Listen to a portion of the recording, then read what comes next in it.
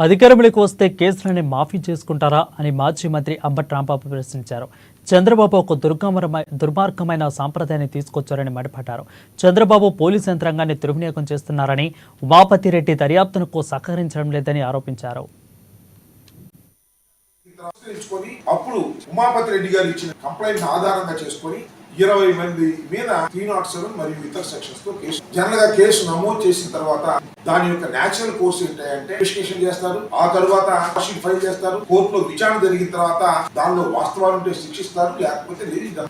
కానీ చంద్రబాబు నాయుడు గారికి అధికారం వచ్చింది. ఆ పోలీస్ యంత్రాంగాన్ని దుర్వినియోగం చేసేటటువంటి ఇవాళ ఈ ఉమాపతి రెడ్డి గారికి ఒక ఆయన ఇన్వెస్టిగేషన్ సహకరించడం లేదు, వాస్తవాలు ఆయన చెప్పడం లేదు, మీకేసి ఎత్తేస్తున్నాం అనేటువంటి మంత్రి కావచ్చు, ప్రధానమంత్రి కావచ్చు, ఎంత గొప్పవారైనా కావచ్చు, ఒకసారి కేసు రిజిస్టర్ అయిన తర్వాత అది కోర్టుకు వెళ్ళకోకుండానే దాన్ని పోలీసు ఇన్వెస్టిగేషన్ లోనే క్లోజ్ చేయాలి. అధికారంలో ఉన్నాడు కాబట్టి చంద్రబాబు నాయుడు గారు చేసు రేపైనా ఇంతే కదా. ఇంకో కేసు వచ్చినా కూడా కేసు జరిగితే ఇన్వెస్టిగేషన్ లోనే దాన్ని తొక్కేసి నేరస్తుని పక్కన పెట్టేసేటటువంటి ఒక దుష్ట సాంప్రదాయాన్ని